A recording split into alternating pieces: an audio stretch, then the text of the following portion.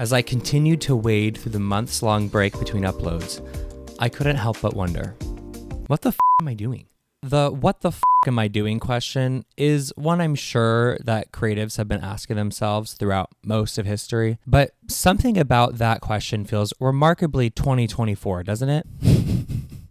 How can you make your mark in the age of endless self-identified internet celebrities on oversaturated websites and social media platforms?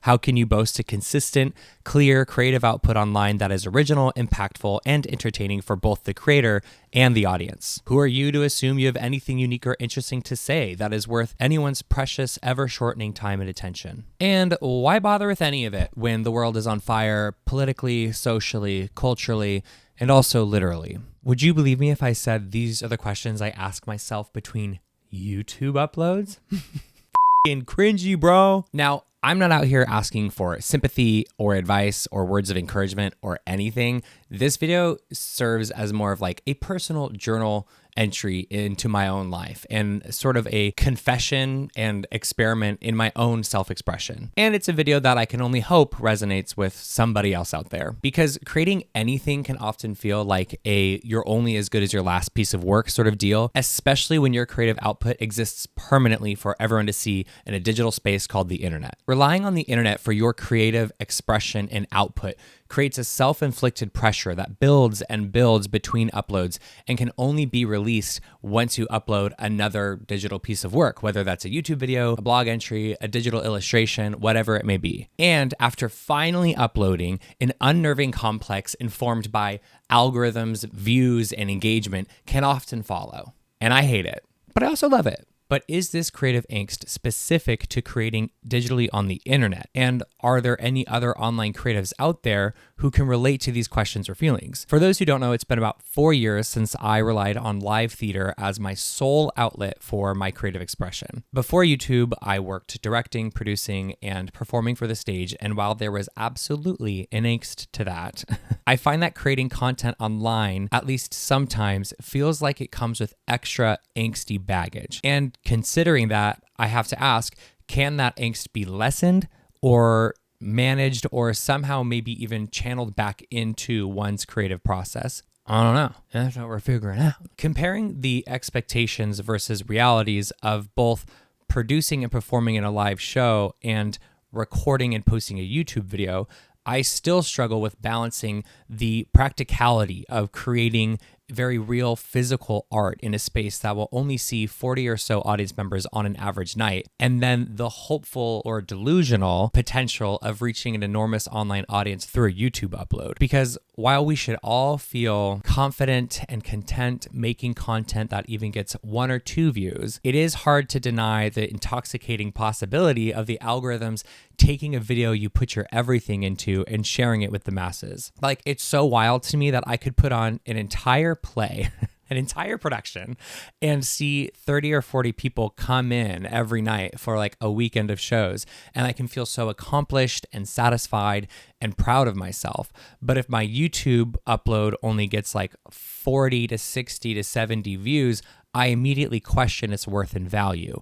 And that isn't to say that, like, again, less views are bad. It's just sort of, for some reason, it's harder for me to feel like I was seen and that what I do matters when it's digital, I guess, instead of in real life. There is also a fierce existentialism that comes from choosing between creating content people know and are used to and will actually engage with, and creating content that is somewhat unique and original, refreshing, and, dare I say, a little bit more fun to make. It can be really exhausting and honestly difficult to break through the creative conditioning of what works algorithmically, like reviews and unboxings and rankings and hauls, to get to a new, more genuine kind of video that the algorithm will either reward for its originality or completely toss it aside, because why would anyone watch a video that's not those things?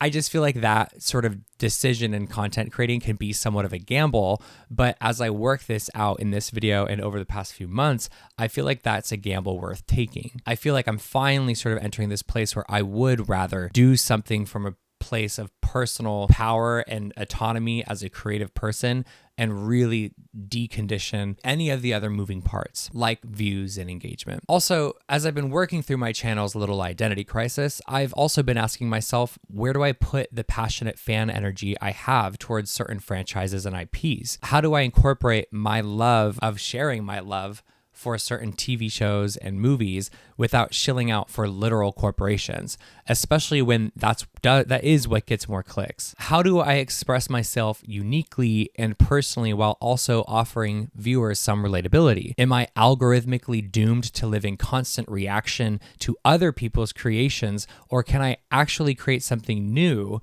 and original without paying any mind to the numbers it pulls? And when will I finally start creating for myself because it's something that I want to and need to do, instead of creating for an algorithm or for what I think strangers on the internet might watch? Is this getting existential enough for everyone? God, this video is stupid.